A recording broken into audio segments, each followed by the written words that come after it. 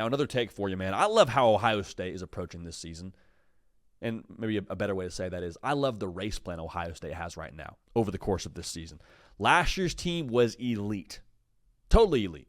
Won the national championship. There's nothing negative you could say about what Ohio State did last year, short of that Michigan loss. But that's the thing, right? Wasn't the flight pattern a little bit, the race plan, it's a little bit wonky? It felt to me like Ohio State maybe peaked a little bit too early over the regular season and then kind of had to get the emotional juice back after the Michigan loss and go on a tear in the playoff. Again, you don't apologize for winning a national championship, but I compare last year's flight pattern and this year's flight pattern, this race plan for Ohio State. I like this year's race plan much more. I think it's much more ideal. We'll unpack it right now. Before we do that, though, our Ohio State audience has been phenomenal, so make sure you're subscribed to the channel if you haven't already. But hey, Roback is partnering with the show, bringing you the show. They're delivering heat, not just in the sense that they're sponsoring the show. Y'all, the game day collection at Roback is hot fire. If I was an Ohio State alum, I would have purchased this already. They got a little red script Ohio hoodie that is absolutely elite, along with a number of other elite items over at Roback.com. Some Ohio State stuff there. Also, if you don't want to rock Ohio State, you just want to rock something generic, Roback got you covered there too. They are changing the comfortable activewear game, in my estimation. Also, they are leading the charge on the NIL front. So if you want to get into some comfortable /stylish / Ohio State branded gear with Roback, here's the deal. Save you some money. Use code JD, no periods, just those two letters. Use code JD on Roback.com for a generous 20% off for all new customers through the end of this week. That's spelled RHOBACK.com. 20% off all performance polos, the Script Ohio hoodie if they still have it there, shorts, and more with code JD at Roback.com. So Ohio State's race plan over the course of this year has been very similar to how you would run a 100-meter dash. You get out of the blocks in the 100, you are driving for that first phase, trying to generate as much force as possible, get yourself out of the blocks, have some speed about yourself, get this thing off the ground is your approach for that first, call it 30-ish meters, all right? So those first 6 games for Ohio State, that's exactly what they did. Just win, because guess what? We got to play Texas game 1, going to play at Washington, going to play at Illinois. We got to find a way to generate force and just drive. Grit your teeth and drive. Awesome. They did that. Then the phase they're in right now, these next 5 games for Ohio State since those first 6, has been the float phase. The next phase of the 100-meter is you drive, and then you're just smooth, high knees, trying to touch the ground as little as possible. You are just floating. That's what Ohio State's doing right now. Wisconsin, 34-0. Thanks for playing.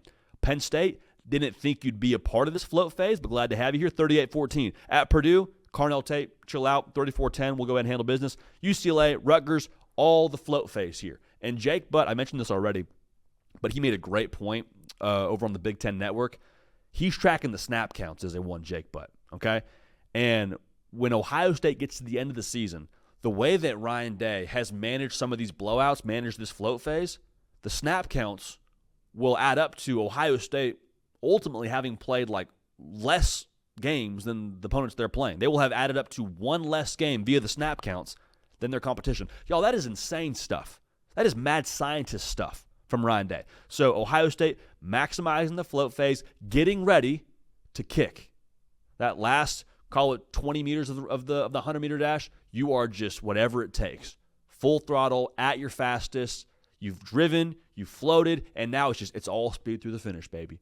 And we're seeing that from Ohio State. It's not a coincidence. These last 3 games, Julian Sands gone for 393, over 300, over 303. Like he's cooking right now. Jeremiah Smith, 9 for 97, 6 for $123, 10 for 137 his last 3 games.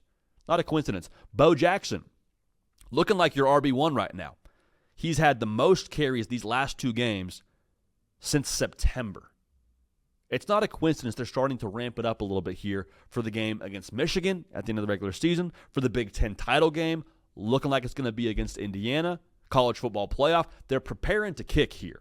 And I said this in our reaction to the Purdue game around Ohio State, but I want to say it again. Ryan Day, and the fact that he knows the course to get to a national championship in the 12-team playoff, you cannot overstate the importance of it. Because guess what? Everyone else outside of Ryan Day and Marcus Freeman, they are guessing at what they think they need to do with their team, how they should position them, the load they should put on them during practice and workouts. They're all just kind of guessing at what they need to do to get to the national championship. Ryan Day's not guessing. Ryan Day's seen it. He's coached it. He's been a part of it. Ryan Day knows the course. And so the race plan you're seeing here from Ohio State, it's not one based in hypothetical and principle. It's based in, no, we've been here before. Here's what it takes. Here's what I learned. Let's go. And again, only one other coach in the country knows this kind of race, and it's Marcus Freeman. And they're kind of in dry phase, I think, all the way up into and through the college football playoff, much like last year with the situation they find themselves in. So the Ohio State race plan, to put it simply, it is designed to, and looking like it's going to position them to right now, have them playing their best football with their most important games. Like, I even personally feel like the defense might be saving a little bit. Like, they've been awesome so far. They've been exotic. They've been an NFL defense with Matt Patricia calling the show. Hand up, your boy seems to be eating crow on that whole take before the year on what I thought Matt Patricia would be. But, like, I'm not throwing my best stuff out there against Wisconsin.